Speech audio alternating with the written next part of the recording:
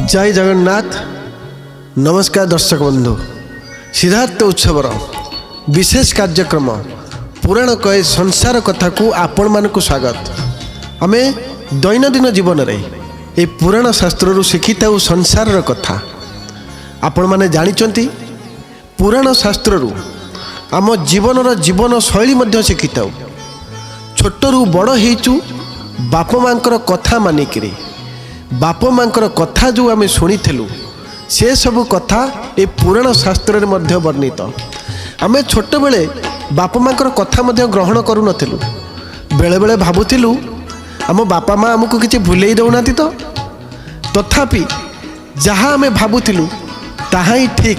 कहीं जानिचंती आज ये पुराण कहे संसार कथारे आम एमिति गोटे कथा जानिबा जहाँ छोट पिलार कथा केमिटी भगवान को सहित से निबिड़ होउछंती। पुराण कहे संसार कथारे आज जानिबा बाली गरड़ा सहित पिलार बंधुता। आमे जेतेबेले छोट थिलु आमे बाली गरड़ा को नहीं खेलुथिलु। घरे मध्य बापा माँ माने हमर पार्टी करुथिले काहेकि से बाली गरड़ा को आनी घरे पकेइछु। सेही बाली गरड़ा केमिटी भगवान हुअंती आज आमे पुराण कहे संसार कथारे जानिबा। दिनकर कथा आज्ञा एक ग्रामर जमीदार रोते जहाँ को आम महाराज बोली कही था। जमीदार घर को दिने एक साधु महाराज आसी पहुँचले। ब्राह्मण लोक जमीदार हठात साधु महाराज को देखी चमकी पड़े। महाराज आपणकर परिचय मु जानी नहीं, आपण कोठू आसीचंती मु जानी नहीं, आपण किए मु मध्य जानी नहीं, आपणकर नाम कौन मध्य मु जानी नहीं। हेले साधु महाराज आपण कहि परिबे मो घर को आसीबार कारण कौन रही, यथार्थता कौन रही, मु आपणकर कौन सेवा करि पारे कि? साधु महाराज कहिले मोर किछि आवश्यक नहीं, मोर एतिकी दरकार मु आपणकर घरे आज शयन करिबी, आपणक घरे मु आज रहिबी। राति पाही गला परे मु मो स्थान को फेरी जीवी। अचिन्हा मनीष आपण माने भाविले दर्शक बंधु आजिका दुनिया कौन यह संभव हम? आम घर को जब अचिन्हा मनीषटी आसे से जो बेसरे आसतु ना कहीं आमे कौन ताकू घरे रखिपर? किंतु जमीदार थिले बड़ दयालु बड़ हृदयवान व्यक्ति। सांगे सांगे साधु महाराज को मना करि पारिले नहीं, बरं साधु कौन कले ना बिछଣା पारिदेले। साधु महाराज को खाद्यपेयर व्यवस्था कराइदेले एवं रात्रि रे शोई जावा पई मध्य कहिले। जेतेबेले साधु महाराज शोइबा पूर्वरु साथी रे आनिथिले एक शालग्राम। जेतेबेले साधु महाराज जो स्थान को जाती साथी रे तांकर से शालग्रामटी को नेइकरी जाती। जेतेबेले शोइबा पूर्वरु शालग्रामटी को काढ़िकी गोटे स्थान रे थोईदेले। यही कथा जमीदार पुत्र 10 वर्षर पिला आज्ञा देखीदेला। आम घर को जो साधु आसीचंती, जो ब्राह्मण आसीचंती, से कौन एक पत्थर आनीचंती साथी रे। पिलाटी जानिनी से शालग्राम बोली, से भगवान नारायण बोली पिला मुंडरे मध्य नाही। पिला किंतु ताकू पत्थर बोली भाबुछ। पिलाटी कौन कला जानिचंती, जिद्दी कला सांगे सांगे बापा को तांकर कहिला ब्राह्मण व्यक्ति आम घर को जो पत्थरटी आनीचंती से पत्थरटी को मुझे खेली ताहाकू कहतु मते से देबे। पिलाटी जिदखोर हो बसिला। जेते बापा बुझेले मध्य पिला बुझिला नहीं, साधु महाराज मध्य बुझेले पिला बुझिला नहीं। साधु महाराज कौन कहले जानिचंती, बाबूरे यही पत्थरटी को जो तुम देखुच मु वर्तमान शयन करी, तुम्हें शयन करी जा। पत्थरटी यही स्थान रे रहिला, राति पाहिले मु तुमको ए पत्थरटी को देदेवी। पिलाटी को साधु महाराज कथारे भूलेई देले। पिलाटी शोई पड़ा। राति पाहीगला आज्ञा दर्शक बंधु देखंतु, छोट पिला रात्रि रे शोइबा समय मध्य भाबु थाए राति पाहिले मु से पत्थरटी को नहीं साथी रे खेलिबी। जेतेबेले राति पाहीगला साधु महाराज पिलाटी उठिबा पूर्व गाधेइबा को चली गले नई को। नई पठारू गाधेई सारी आसीबा परे आउ एक पत्थर साथी रे नहीं आसिले। ଯେଉଁ ଶାଳଗ୍ରାମକୁ ରଖିଥିଲେ ଶାଳଗ୍ରାମର ଠାରୁ ଆଉ ଏକ ବଡ଼ ପଥର ନେଇ ଆସିଲେ। ଦୁଇଟା ପଥର ଘରେ ରଖିଦେଲେ। ପିଲାକୁ କହିଲେ, ବାବୁରେ ତୁମେ କହୁଥିଲ ପରା ଏଇ ପଥରକୁ ନେବ ବୋଲି, ଏବେ ତ କୁହ ତୁମେ ଛୋଟ ପଥର ନେବ ନା ବଡ଼ ପଥରଟି ନେବ? ପିଲା 10 ବର୍ଷର, କିଛି ବୁଝିପାରିଲା ନାହିଁ। ଛୋଟ ବଡ଼ର ମାହାତ୍ମ୍ୟ କ'ଣ ସେ ଜାଣିଲା ନାହିଁ। କ'ଣ କହିଲା ଜାଣିଛନ୍ତି? ମହାରାଜ, ମୋର ପଥରରେ ଖେଳିବାର ଅଛି, ମୁଁ ଛୋଟ ପଥରକୁ ନେଇ କରିବି କ'ଣ? ମୋତେ ଆପଣ ସେ ବଡ଼ ପଥରଟି ଦିଅନ୍ତନି। ସାଧୁ ମହାରାଜ କ'ଣ କଲେ, ଚତୁରତାର ସହିତ ନଈ ପଠାରୁ ଆଣିଥିବା ସେଇ ବାଲି ଗରଡ଼ାକୁ ଛୋଟ ପିଲାଟିକୁ ଦେଇଦେଲେ। କିନ୍ତୁ ସାଥିରେ ଯେଉଁ ଆଣିଥିଲେ ଶାଳଗ୍ରାମକୁ, ତାଙ୍କୁ ସେ ସାଙ୍ଗରେ ନେଇ ଚାଲିଗଲେ। ପିଲାଟି କ'ଣ କଲା ଜାଣିଛନ୍ତି? ସେଇ ବାଲି ଗରଡ଼ା ସହିତ ଭାବରେ ଭାବରେ ଖେଳିଲା। ପୁଣି ମନେ ମନେ ଚିନ୍ତା କରୁଥାଏ, ଯେଉଁ ମହାରାଜ ଆମ ଘରକୁ ଆସିଥିଲେ ସେ ପଥରଟିକୁ କ'ଣ ପୂଜା କରୁଥିଲେ ପରା, ମୁଁ ଏଇ ପଥରଟିକୁ ପୂଜା କରିବି। କ'ଣ ପୂଜା କଲେ ଜାଣିଛନ୍ତି?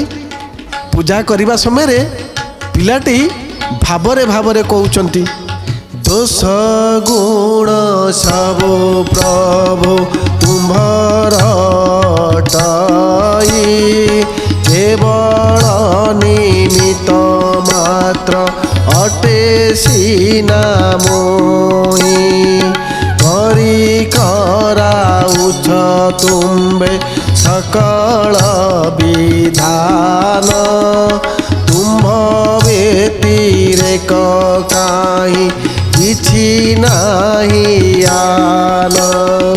ଶ୍ରୀରାମ ଜୟ ରାମ ଜୟ ଜୟ ରାମ, ଶ୍ରୀରାମ ଜୟ ରାମ ଜୟ ଜୟ ରାମ। ଯେତେବେଳେ ପିଲାଟି ସେଇ ପଥରଟିକୁ ଧରି ଭାବରେ ଭାବରେ କହୁଛନ୍ତି, କିଛି ଦୋଷ ଜାଣି ନାହିଁ ମୁଁ, ଯେଉଁ ଦୋଷ ଗୁଣ ମୋର ଥିବ ଏହା ହେଉଛି ସବୁ ତୁମ୍ଭର ଭଗବାନ। ସେଇଦିନ ଠାରୁ ସେଇ ପଥରଟିକୁ, ସେଇ ବାଲି ଗରଡ଼ାଟିକୁ ସାଥିରେ ଧରି ଦୈନନ୍ଦିନ ପୂଜା ଆରମ୍ଭ କରିଦେଲେ। ସେବା ମଧ୍ୟ କଲେ। ପିଲାଟି ରାତ୍ରିରେ ଶୋଇବା ସମୟରେ ସେଇ ବାଲି ଗରଡ଼ାଟିକୁ ସାଥିରେ ଧରି ମଧ୍ୟ ଶୁଏ। ପିଲାର ବାପା ମା ମାନେ କୁହନ୍ତି, ଆରେ ତୁ ତ ଶୋଉଛୁ, କାହିଁକି ସାଥିରେ ସେ ପଥରଟିକୁ ଧରିଛୁ? ଶୋଇବାର କଡ଼ ଲେଉଟାଇବା ସମୟରେ ପଥରଟି ଦେହରେ ବାଜିଯିବ, କାଳେ କିଛି ଦରଦ ହେଇଯିବ, ପଥରଟିକୁ ପାଖରୁ କାଢ଼ି ଥୋଇଦେ। ପିଲା କିନ୍ତୁ ଆଉ ବୁଝିବା ପରିସ୍ଥିତିରେ ନାହିଁ ଆଜ୍ଞା। ଦେଖନ୍ତୁ ଦର୍ଶକ ବନ୍ଧୁ, ଜୀବନରେ ଯଦି ଭାବ ଅଛି ଆପଣଙ୍କ ଆଖିରେ ଆଉ କିଛି ଦେଖାଯିବ ନାହିଁ, କେବଳ ଭାବ ହିଁ ଭାବ। ଅନ୍ଧର ଭକ୍ତିରେ ଆମେ ବାନ୍ଧି ହେଇଥାଉ। ଯେମିତି ଅନ୍ଧ ମଣିଷଟିଏ ଭାବରେ ଭାବରେ ଭଗବାନଙ୍କୁ ଡାକିଥାଏ, ଆଜି ସେଇ ଛୋଟ ପିଲାଟି ବାଲି ଗରଡ଼ା ସହିତ ଭାବ ଖେଳି ଦେଇଛି। ବାଲି ଗରଡ଼ାକୁ ମୁହୂର୍ତ୍ତଟିଏ ଛାଡ଼ି ରହିପାରୁନାହିଁ। ଯେତେବେଳେ ରାତି ପାହିଲା, ପିଲାଟି ଗାଈ ଚରିବା ପାଇଁ ଯାଆନ୍ତି। ସାଥିରେ ସେଇ ବାଲି ଗରଡ଼ାକୁ ନେଇଗଲେ। ମା ଯାହା ଖାଇବାକୁ ଦେଇଥାନ୍ତି ସେଇ ଖାଇବାରୁ କିଛି ବାଲି ଗରଡ଼ା ପାଖରେ ଥୋଇ ଦିଅନ୍ତି। ଆରେ ମୁଁ ଖାଇବି, ତୁ ଖାଇବନି। କିନ୍ତୁ ପିଲା କ'ଣ ଜାଣିଛି ଏହା ହେଉଛି ବାଲି ଗରଡ଼ା ବୋଲି? ଯେତେବେଳେ ବାଲି ଗରଡ଼ା ସେ ଖାଦ୍ୟଟି ନ ଖାଏ, ପିଲା କାନ୍ଦି କାନ୍ଦି ରହିଯାଏ। ଯଦି ଆଜି ତୁ ଏ ଖାଦ୍ୟ ନ ଖାଇବୁ, ମୁଁ ଏ ଖାଦ୍ୟକୁ ମଧ୍ୟ ଛୁଇଁବି ନାହିଁ, ପାଣି ମଧ୍ୟ ଛୁଇଁବେ ନାହିଁ। ସତରେ ଯଦି ତୁ ମୋର ବନ୍ଧୁ ହେଇଥିବୁ, ତେବେ ଆଜିଠାରୁ ଏ ଖାଦ୍ୟକୁ ଖାଇବୁ। ପିଲା ଏମିତି ସବୁଦିନେ ଭାବୁଥାଏ। ପ୍ରତ୍ୟେକ ଦିନର ଖାଦ୍ୟକୁ ବାଲି ଗରଡ଼ା ଯେତେବେଳେ ନ ଖାଏ, ପିଲା ମଧ୍ୟ ସେ ଖାଦ୍ୟକୁ ଖାଏ ନାହିଁ। ତାପରେ କ'ଣ କରନ୍ତି ଜାଣିଛନ୍ତି ଦର୍ଶକ ବନ୍ଧୁ? ସେ ଖାଦ୍ୟ ସବୁ ନେଇ ଗାଈମାନଙ୍କୁ ଦେଇ ଦିଅନ୍ତି। ଏମିତି କିଛି ଦିନ ବିତିଗଲା। କିଛି ଦିନ ବିତିଗଲା ପରେ ପିଲା ଜିଦଖୋର ବଢ଼ିଗଲା। ବାଲି ଗରଡ଼ାକୁ କହିଲା ବାରମ୍ବାର, ଦେଖ ବନ୍ଧୁ, ଜୀବନରେ କେବେ କିଛି ମୁଁ ଜାଣିନାହିଁ, ତୁ କିଏ ମୁଁ ମଧ୍ୟ ଜାଣିନାହିଁ, କ'ଣ ପାଇଁ ତୋ ସାଙ୍ଗରେ ଭାବ ହେଇଗଲା ମୁଁ ଜାଣିନାହିଁ। ସତରେ ଯଦି ମୋର ବନ୍ଧୁ ହେଇଥିବୁ, ଆଜି ଆସି ଏ ଖାଦ୍ୟକୁ ଟିକେ ଖା। କେତେ ଦିନ ମୁଁ ପେଟ ଖାଲି ରଖିବି, କେତେ ଦିନ ମୁଁ ଉପାସ ରହିବି, ଜୀବନକୁ ହାରିଦେବି ମୁଁ। ଏତିକି କହିବା ବେଳକୁ ସ୍ୱୟଂ ଭଗବାନ ନାରାୟଣ ଆବିର୍ଭାବ ହେଇଗଲେ ସେଇ ଛୋଟ ପିଲା ବେଶରେ। ଆହା, କି ସୁନ୍ଦର ମୁହୂର୍ତ୍ତ! ଆଖି ଝଲକି ଉଠୁଛି, ଆଖି ଖେଳି ଯାଉଛି। ପିଲାଟି ଆଖିରେ ଲୁହ ଭରି ଯାଉଛି। କ'ଣ ଆଉ କରିବ ପିଲାଟି ଭଗବାନଙ୍କୁ ଦେଖି ଅତ୍ୟନ୍ତ ମାତ୍ରାରେ ଖୁସି ହେଇଗଲା। ବାଲି ଗରଡ଼ାକୁ ପୁଣି କହିଲା, ତୁମେ ସିନା ଆଜି ଛୋଟ ପିଲା ବେଶରେ ଆସିଲ, ହେଲେ ଦୈନନ୍ଦିନ ଭାବରେ ମୋ ସାଥିରେ ତୁମେ ରହିବ, ମୋ ସାଥିରେ ତୁମେ ଖାଇବ। ତାପରେ ପିଲାଟି କ'ଣ କହୁଛନ୍ତି ଜାଣିଛନ୍ତି? କେବଳ ଏତିକି ମାତ୍ର ଜାଣିଛି ହେ ହରି, ତୁମ୍ଭେ ସଚରାଚରରେ ଅଛ ଏକା ପରି। କେବଳ ଏତିକି ମାତ୍ର ଜାଣିଛି ହେ ହରି, ତୁମ୍ଭେ ସଚରାଚରରେ ଅଛ ଏକା ପରି। ଯାହା ଦେଖେ ସେ ସମସ୍ତ ତୁମ୍ଭରି ହିଁ ରୂପ, ଯାହା ଶୁଣେ ସେ ସମସ୍ତ ତୁମ୍ଭ ଯଶ କୂପ। ଯାହା ଦେଖେ ସେ ସମସ୍ତ ତୁମ୍ଭରି ହିଁ ରୂପ, ଯାହା ଶୁଣେ ସେ ସମସ୍ତ ତୁମ୍ଭ ଯଶ କୂପ। ଶ୍ରୀରାମ ଜୟ ରାମ ଜୟ ଜୟ ରାମ, ଶ୍ରୀରାମ ଜୟ ରାମ ଜୟ ଜୟ ରାମ, ଶ୍ରୀରାମ ଜୟ ରାମ ଜୟ ଜୟ ରାମ, ଶ୍ରୀରାମ ଜୟ ରାମ ଜୟ ଜୟ ରାମ। ବାଲିଗରଡ଼ାକୁ ଛୋଟ ପିଲାଟି କହୁଛି, କେବଳ ଏତିକି ମାତ୍ର ଜାଣିଛି ହେ ହରି, ତୁମ୍ଭେ ସଚରାଚରରେ ଅଛ ଏକା ପରି। ପ୍ରତ୍ୟେକ ସ୍ଥାନରେ ତୁମେ ବିଦ୍ୟମାନ, ତାହା ହିଁ ମୋର ବିଶ୍ୱାସ ଥିଲା। ସ୍ୱୟଂ ଭଗବାନଙ୍କୁ ସେ ଦର୍ଶନ କରିସାରିଛି, ତଥାପି ବନ୍ଧୁତା ଭିତରେ ଏମିତି ବାନ୍ଧି ଦେଇଛନ୍ତି, ଭଗବାନ ଆଉ ପିଲାକୁ ଛାଡ଼ି ଯାଇପାରିବେ ନାହିଁ। ଆଜ୍ଞା କହିଲେ ଦର୍ଶକ ବନ୍ଧୁ, ଛୋଟ ପିଲାଟିଏ କ'ଣ ଜାଣିଛି? ମନରେ ପାପ ବୋଲି ମଧ୍ୟ କିଛି ନାହିଁ। ହୃଦୟଟା ହେଉଛି ଏତେ ସୁନ୍ଦର, ହୃଦୟର ଭାବ, ଯେଉଁ ଭାବକୁ ସେ ବାଲି ଗରଡ଼ାକୁ ମଧ୍ୟ ଭଗବାନଙ୍କୁ ଆବିର୍ଭାବ କରିଦେଇଥିଲା। ସେଇ ବାଲି ଗରଡ଼ାରୁ ଭଗବାନ ହିଁ ଆବିର୍ଭାବ ହେଲେ। ଦେଖନ୍ତୁ, ଯେତେବେଳେ ଛୋଟ ପିଲାଟି ଭଗବାନଙ୍କୁ ଆଉ ଛାଡ଼ିବା ପାଇଁ ଚାହୁଁନାହାନ୍ତି, ଭଗବାନ ମଧ୍ୟ ତାରି ପାଖେ ପାଖେ ସଦାବେଳ ପାଇଁ ରହୁଛନ୍ତି। ଦୈନନ୍ଦିନ ଭାବରେ ରାତିରେ ଶୋଉଛନ୍ତି, ଗାଈ ଚରେଇବାକୁ ଯାଆନ୍ତି, ଏମିତି ଗାଈ ଚରେଇ ଆସି ଘରକୁ ଆସନ୍ତି। କିନ୍ତୁ ସବୁଠାରୁ ବଡ଼ କଥା ହେଲା, ପିଲାଟି ମନରେ କ'ଣ ଏମିତି ଆସିଲା କେଜାଣି କହିପାରିବେ ନାହିଁ। ଆଜ୍ଞା ପିଲାଟି ସେଇଦିନ ଠାରୁ ସାଧୁ ସନ୍ତମାନଙ୍କର ସେବା ଆରମ୍ଭ କରିଦେଲା। ଯାହାକୁ ଦେଖିଲା ବାଟ ଘାଟରେ ସମସ୍ତଙ୍କର ସେବା କଲା। ଯେଉଁ ସାଧୁମାନଙ୍କୁ ଦେଖିଲା ଘରକୁ ମଧ୍ୟ ପାଛୋଡ଼ି ଆଣିଲା। ଏତେ ସାଧୁ ସନ୍ତମାନଙ୍କୁ ଘରକୁ ଡାକିଲା, ପିଲାର ବାପା ଚିନ୍ତାରେ ପଡ଼ିଗଲେ। ଜମିଦାର ହେଲେ ମଧ୍ୟ ଘରକୁ ଯଦି ଦୈନନ୍ଦିନ ଅତିଥି ଆସିବେ, ଆମେ କ'ଣ ଦେଇପାରିବା? ଦର୍ଶକ ବନ୍ଧୁ, ଆପଣମାନେ କହିଲେ, ଆପଣଙ୍କ ଘରକୁ ଦୈନନ୍ଦିନ ଯଦି ଅତିଥି ଆସନ୍ତି, ଆପଣ କ'ଣ ଖାଦ୍ୟ ଦେଇପାରିବେ? ସବୁଦିନେ 4-5 ଜଣ କରି ଆସିବେ, ଆପଣ କେତେ କେଉଁଠୁ ଦେବେ? ଆଜିକା ଦୁନିଆରେ, ଏ ମହରଗ ଦୁନିଆରେ କେତେ ତେଲ ଲୁଣର ଦରଦାମ ଭିତରେ ଆମେ କ'ଣ ଦେଇପାରିବା? ସେହିପରି ଭାବରେ ପିଲା ଯେତେ ସାଧୁ ସନ୍ତମାନଙ୍କୁ ଡାକିଲା, ଜମିଦାର ବାପା ବିଗିଡ଼ି ଗଲେ ପିଲା ଉପରେ। କାହିଁକି ଏତେ ସାଧୁ ସନ୍ତମାନଙ୍କୁ ଘରକୁ ଡାକୁଛୁ? କେଉଁଠୁ ଆଣି ମୁଁ ଦେବି? ଯେତେ ଯାହା ଥିଲା ସବୁ ସରିଗଲାଣି ଘରୁ। ମା ବିଗୁଡ଼ୁଛନ୍ତି, କାହିଁକି ସେସବୁ କାମ କରୁଛ ତୁମେ? ପିଲାଟି ଶୁଣିବା ପାଇଁ ପ୍ରସ୍ତୁତ ନଥିଲା। ବାପାଙ୍କୁ ବୁଝଉଛି, ବାପା ସାଧୁ ସନ୍ତମାନଙ୍କୁ ଦେଲେ ଆମର ଆହୁରି ବଢ଼ିବ। ଜମିଦାର ବାପା ବୁଝିବା ପାଇଁ ଚାହୁଁନାହାନ୍ତି। ଆରେ ଆହୁରି ବଢ଼ିବ କ'ଣ? ଘରୁ ସବୁ ସର୍ବସ୍ୱ ସରିଗଲାଣି, ଆଉ କ'ଣ ଅଛି ଯେ ତୁ ଦେବୁ ସାଧୁ ସନ୍ତମାନଙ୍କୁ? ପିଲାଟି ମନକୁ ଆଜ୍ଞା କଷ୍ଟ ହେଲା, କାନ୍ଦି ପକେଇଲା। ତଥାପି ବାପା ଜମିଦାର କ'ଣ କହିଲେ ଜାଣିଛନ୍ତି? ଠିକ୍ ଅଛି, ମୁଁ ମନା କରୁନାହିଁ। ଯଦି ତୁ ଚାହୁଁଛୁ ସାଧୁ ସନ୍ତଙ୍କର ସେବା କରିବା ପାଇଁ, ନିଜେ ଯାଇ ଚାଷ କର। ଚାଷ କରିସାରିବା ପରେ ଜାଣିପାରିବୁ କଷ୍ଟ କ'ଣ, ତାପରେ ଯାଇ ସାଧୁ ସନ୍ତଙ୍କର ସେବା କର। ଆଉ ଯଦି ତୁ ସେଇ ଚାଷରେ ସଫଳତା ପାଇଗଲୁ, ତେବେ ସେଇ ଶସ୍ୟକୁ ବିକ୍ରି କରି ତୁ ସାଧୁ ସନ୍ତଙ୍କର ସେବା କରିପାରିବୁ। ଯେତେବେଳେ ଏକଥା ବାପା ଜମିଦାର କହିଦେଇଛନ୍ତି, ପିଲାଟି ପୁଣି ଖୁସି ହେଇଗଲା। ଆହା, ଠିକ୍ ଅଛି, ମୁଁ ଆସନ୍ତାକାଲିଠାରୁ ଚାଷ କାମ ଆରମ୍ଭ କରିଦେବି। ଯେତେବେଳେ ଘରୁ ବିହନ ନେଇକରି ଗଲେ, ସେଇ ବାଲିଗରଡ଼ା ପାଖରେ ବିହନଟିକୁ ଥୋଇଦେଲେ। ପୁଣି ଡାକିଲେ, ବନ୍ଧୁ ଟିକେ ଶୁଣିବ ତ? ଭଗବାନ ନାରାୟଣ ପୁଣି ଆବିର୍ଭାବ ହେଇଗଲେ। କ'ଣ କହିଲେ ଜାଣିଛନ୍ତି? ମୋ ବାପାଙ୍କ ଠାରୁ ମୁଁ ବିହନ ଆଣିକିରି ଆସିଛି। ଆଜି ଜମିରେ ବିହନ ବୁଣିବି। ଚାଷ ହେଲା ପରେ ଯେଉଁ ଶସ୍ୟ ଉତ୍ପାଦନ ହେବ, ସେଇ ଶସ୍ୟକୁ ମୁଁ ବିକ୍ରି କରି ସାଧୁ ସନ୍ତମାନଙ୍କର ସେବା କରିବି। ଭଗବାନ ନାରାୟଣ ମାୟାରେ ମନା କରିଦେଲେ। ମୁଁ ତୁମ ସାଙ୍ଗରେ ଚାଷ କରିପାରିବି ନାହିଁ, ମୁଁ ଜମିବାଡ଼ି କାମ ଜାଣି ନାହିଁ, ମୋତେ କାହିଁ ଏଗୁଡ଼ାକ କହୁଛ? ଛୋଟ ପିଲାଟେ କ'ଣ କହିଲା ଜାଣିଛନ୍ତି? ଆରେ ତୁମେ ଜାଣିନାହ, ମୁଁ କହିପାରିବି ନାହିଁ। ଯେତେବେଳେ ମୁଁ ଘରୁ ମାଆଙ୍କ ଠାରୁ ଖାଦ୍ୟ ଆଣୁଥିଲି, ସେ ଖାଦ୍ୟକୁ ଅଧା ମୁଁ ଖାଇଲେ ଅଧା ତୁମେ ଖାଉଥିଲ। ମୁଁ ଗାଈ ଚରେଇବା ବେଳେ ତୁମେ ମୋ ସାଥିରେ ଥିଲ। ମୁଁ ରାତ୍ରିରେ ଶୋଇବା ସମୟରେ ତୁମେ ମଧ୍ୟ ମୋ ପାଖରେ ଶୋଉଛ। ଆଜି ଚାଷ କରିବା ବେଳକୁ ତୁମେ ମନା କରିଦେଉଛ, କହୁଛ ମୁଁ କରିବି ନାହିଁ। ମୁଁ ଚାଷ କରିବି ମାନେ ତୁମେ ମଧ୍ୟ ଚାଷ କରିବ।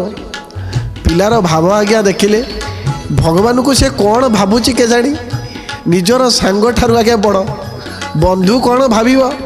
ଛୋଟବେଳେ ଯେମିତି ଆମେ ଖେଳୁନି, ନିଜ ସାଙ୍ଗକୁ କ'ଣ ଭୁଲି ହୁଏ? ଯେତେବେଳେ ଛୋଟବେଳେ ଆମେ ଖେଳୁଥାଉ, ସାଙ୍ଗସାଥି ମଧ୍ୟରେ ଆମେ ମାଡ଼ଗୋଳ ମଧ୍ୟ ହେଉଥାଉ, ତଥାପି ପୁଣି ଦିନେ ଦୁଇ ଦିନ ପରେ ପୁଣି ମିଶି ଯାଇଥାଉ। ସେହିପରି ଭାବରେ ଆଜି ଛୋଟ ପିଲାଟି ଭଗବାନଙ୍କ ସହିତ ସାଙ୍ଗ ପରି କଥା କରୁଛି, ବ୍ୟବହାର କରୁଛି। ଭଗବାନ ନାରାୟଣ ପିଲାର ଭାବରେ ଆଉ କିଛି ମନା କରିପାରିଲେ ନାହିଁ। ପିଲା ସାଥିରେ ଯାଇ ଜମିରେ ବିହନ ବୁଣିଲେ। ପିଲାଟି ଘରକୁ ପଳେଇ ଆସିଲା। କିଛି ଦିନ ବ୍ୟବଧାନ ପରେ ଜମିରେ ସୁନ୍ଦର ଚାଷ ହୋଇଛି। ଗ୍ରାମବାସୀମାନେ ଆସି କହିଲେ ଜମିଦାରଙ୍କୁ, ମହାରାଜ, ଆପଣଙ୍କ ଜମିରେ ଅନେକ ଚାଷ ହୋଇଛି, ଏତେ ଚାଷ ହୋଇଛି, ଏତେ ଶସ୍ୟ ଉତ୍ପାଦନ ହୋଇଛି, କେଉଁ ବର୍ଷ ଏମିତି ହେଇନଥିଲା। ମହାରାଜ ମଧ୍ୟ ଚମକି ପଡ଼ିଲେ। ମୋର ଏ ଛୋଟ 10 ବର୍ଷର ପିଲା, ସିଏ ବିହନ ନେଇ ଯାଇଥିଲା ମୋ ପାଖରୁ, ସିଏ ଚାଷ କରିବ, ଏତେ ସୁନ୍ଦର ଚାଷ ହେବ, ମୁଁ କାହିଁ ବିଶ୍ୱାସ କରିପାରୁନାହିଁ। ଗ୍ରାମବାସୀଙ୍କ କଥାକୁ ଜମିଦାର ଆଉ କିଛି ନ କହି କହିଲେ, ଠିକ୍ ଅଛି, ଏଥର ତୁମେ ଆସିପାର, ମୁଁ ନିଜେ ଯାଇ ଜମି ଦେଖିବି। ଯେତେବେଳେ ମହାରାଜ ଜମି ଦେଖିଲେ, ଜମିରେ ସୁନ୍ଦର ଭାବରେ ଶସ୍ୟ ଉତ୍ପାଦନ ହୋଇଛି, ଖୁସିରେ ଆଉ ରହିପାରିଲେ ନାହିଁ। ପିଲାକୁ ଆସି କହିଲେ, ଆହା, କି ସୁନ୍ଦର ଭାବରେ ଚାଷ କରିଛୁ, 10 ବର୍ଷର ପିଲା ସିନା ତୁ। ଠିକ୍ ଅଛି ବାପା, ମୁଁ ତତେ ଯେଉଁ କଥା ଦେଇଥିଲି, ଯଦି ପ୍ରକୃତରେ ତୁ ଶସ୍ୟ ଉତ୍ପାଦନ କରିବୁ, ସେଇ ଶସ୍ୟ ଉତ୍ପାଦନକୁ ବିକ୍ରି କରି ତୁ ସାଧୁ ସନ୍ତଙ୍କର ସେବା କରିବୁ। ଏବେ ଠିକ୍ ଅଛି, ତୁ ସାଧୁ ସନ୍ତଙ୍କର ସେବା କର। ଯେତେବେଳେ ପିଲାଟି ବାପାଙ୍କ ଠାରୁ ଏକଥା ଶୁଣିଲା, ସେଇ ବାଲିଗରଡ଼ାକୁ ପୁଣି ଯାଇ କହିଲା, ହେଇ ବନ୍ଧୁ, ହେଇ ସାଙ୍ଗ, ଶୁଣୁଛ, ଆମେ ଯେଉଁ ଜମିରେ ଚାଷ କରିଥିଲେ, ସେ ଚାଷ ଆଜି ଏତେ ପୂର୍ଣ୍ଣ ମାତ୍ରାରେ ଭରି ଉଠିଛି, ଏତେ ପୂର୍ଣ୍ଣ ମାତ୍ରାରେ ପୁରି ଉଠିଛି, ନ କହିବା ଭଲ। ସ୍ୱୟଂ ଭଗବାନ ଖୁସି ମଧ୍ୟ ହେଇଗଲେ। କିଛି ଦିନ ପରେ ଆଜ୍ଞା ସେଇ ରାଜ୍ୟରେ ନଅଙ୍କ ଦୁର୍ଭିକ୍ଷ ଆସିଗଲା। ଦେଖନ୍ତୁ ଦର୍ଶକ ବନ୍ଧୁ, ବିଚିତ୍ର ବିଧାନ, ବିଚିତ୍ର ଲୀଳା, ବିଚିତ୍ର କଥା। ଯେତେବେଳେ ନଅଙ୍କ ଦୁର୍ଭିକ୍ଷ ଆସିଲା, ସେତେବେଳେ ପିଲାଟି କାନ୍ଦି ଉଠିଲା। ସାରା ରାଜ୍ୟରେ ଲୋକମାନେ ଡହଳ ବିକଳ ହେଲେ। ମହାରାଜ ଜମିଦାରଙ୍କୁ ଆସି କହିଲେ, ଆମ ରାଜ୍ୟରେ ନଅଙ୍କ ଦୁର୍ଭିକ୍ଷ ପଡ଼ିଛି। ପିଲାଟି ମନରେ ଅନେକ ଦୁଃଖ ମଧ୍ୟ ଭରି ହୋଇଯାଇଥାଏ। ପିଲା କ'ଣ ଭାବୁଛି ଜାଣିଛନ୍ତି? ଆମ ରାଜ୍ୟରେ ନଅଙ୍କ ଦୁର୍ଭିକ୍ଷ ଆସିଗଲାଣି, କେମିତି ଆମେ ଚଳିବୁ, କେମିତି ଖାଇବୁ, କେମିତି ରହିବୁ, ମୁଁ ସାଧୁ ସନ୍ତଙ୍କର ସେବା କରିପାରିବି କି ନାହିଁ, କେଉଁଠୁ ଆଣି ଖାଦ୍ୟ ଦେବି? ଏହି କଥା ଭାବିଲା ବେଳକୁ ସେଇ ବାଲିଗରଡ଼ା ପାଖରେ ପୁଣି ପିଲାଟି କହିଲା, ବନ୍ଧୁ, ଟିକେ ଆସିବ କି, ମୋ କଥା ଟିକେ ଶୁଣିବ କି? ସ୍ୱୟଂ ଭଗବାନ ନାରାୟଣ ଆବିର୍ଭାବ ହୋଇଗଲେ। ପୁଣି ପିଲାକୁ ପଚାରିଲେ, କ'ଣ ହେଲା ବନ୍ଧୁ, କାହିଁକି ମୋତେ ଖୋଜିଲ? ପିଲାଟି କହିଲା, ଆମ ରାଜ୍ୟରେ ନଅଙ୍କ ଦୁର୍ଭିକ୍ଷ ପଡ଼ିଗଲା, ଏବେ ସାଧୁ ସନ୍ତମାନଙ୍କୁ ମୁଁ ଖାଦ୍ୟ ଦେବି କେମିତି? ସ୍ୱୟଂ ଭଗବାନ ଏକ ମାଠିଆ ଦେଲେ ପିଲାଟିକୁ। କହିଲେ, ଏଇ ମାଠିଆଟିକୁ ନେଇ ଜମିରେ ପୋତି ଦିଅ, ଯେତେବେଳେ ଇଚ୍ଛା କରିବ ଜମିର ଯେଉଁ ସ୍ଥାନରୁ ଖୋଳିବ ସେହି ସ୍ଥାନରୁ ମାଠିଆ ବାହାରିବ। ଭଗବାନଙ୍କର କଥାରେ ପିଲାଟି ମାଠିଆକୁ ନେଇ ଜମିରେ ପୋତି ଦେଲା। ତା ପରଦିନ ମାଠିଆଟିକୁ ଖୋଳିଲା। ଦେଖିଲା ବେଳକୁ ମାଠିଆ ଭିତରୁ ଅନେକ ଧନରତ୍ନ ବାହାରୁଛି, ଅନେକ ଅଳଙ୍କାର ବାହାରୁଛି। ପିଲାଟି ଖୁସି ହେଇଗଲା। ସେଇ ଧନରତ୍ନକୁ ବିକି ବିକି ସାଧୁ ସନ୍ତମାନଙ୍କର ସେବା କଲା। ଅନେକ ସାଧୁ ସନ୍ତମାନଙ୍କୁ ଘରକୁ ମଧ୍ୟ ଆହୁରି ଡାକିଲା। ଏ କଥା ସବୁ ବାପା ଦେଖୁଥାନ୍ତି, କେଉଁଠୁ ପିଲା ପଇସା ଆଣୁଛି, କେଉଁଠୁ ଅର୍ଥ ଆଣୁଛି, ସାଧୁ ସନ୍ତମାନଙ୍କର ଏତେ ସେବା କରୁଛି। ପିଲାଟି भगवान को धन्यवाद दौरान। किए बा जानिब देव स्वरूप तुम्हार, किए बा कहिब तुम्भ महिमा अपार। दिनहीन आत त्राणे निवेदई, आत विनाशन कर त्रैलोक्य गोसाई। दिनहीन आत त्राणे निवेदई, आत विनाशन कर त्रैलोक्य गोसाई। श्री राम जय जय राम, श्री राम जय जय राम, श्री राम जय जय राम, श्री राम जय जय राम। भगवान को धन्यवाद दौची पिलाटी। तुमर रूप स्वरूप किए बा जानिब, किए बा कहिब तुमर रूप कौन, तुमर स्वरूप कौन। जेतेले यही कथा भगवान को धन्यवाद दे दौचंती, भगवान से स्थान आविर्भाव सांगे सांगे पुणी थरे ही जाउचंती। पिलार मथारे बंधु हिसाब रे हाथ मारी दौचंती, पिला को कोलेई नौचंती। एतिकी करबा मात्रे पिलाटी अनेक मात्रा खुशी हो गला। परे परे भगवान पुणी उभा हो गले। किछि दिन परे जो साधु महाराज पिलाटी को बाली गरड़ा धरे ठकी दे जाइथिले, सेही साधु महाराज पुनर्बार आसी पहुँची गले पिलार घरे। मने मने चिंता करुथांती, जो 10 वर्षर पिला को मु बाली गरड़ा दे ठकी देइथली, आज से पिला कौन करुछि देखिबा। जेतेबेला आसी पुनर्बार पहुँची गले जमीदार घरे, जमीदार पुणी प्रणाम कले, महाराज आपण पुनर्बार पुणी आम घर को आसिले, पिलाटी को मध्य दर्शन देले। पिलाटी पाद छुई प्रणाम कला महाराज को। साधु महाराज को प्रणाम कर सारी पिलाटी कहला, महाराज आपण जो बाली गरडाटी देइथिले, से बाली गरडाटी आज होची मोर बंधु। एतिकी कथा कहवा बेलू साधु महाराज कहले, तुमर बंधु को टिके मो सहित दर्शन करईदेव। एते वर्ष तपस्या करिबा परे मु दर्शन पाइनी, सत्ୟରେ कौन से बाली गरडा आज तुम बंधु हो जाइछंती। पिलाटी जाई यही कथा भगवान को कहला, बाली गरडा पाखे कहला। भगवान पिलाटीर कथा रखी पुनर्बार से साधु महाराज को दर्शन देले। साधु महाराज से जानीगले, जो शालग्राम को मु पाखे रखी ता शालग्राम हो पारे, ता भगवान नारायण हो पारे, कि प्रकृति रे भगवान से बाली गरडारे रही।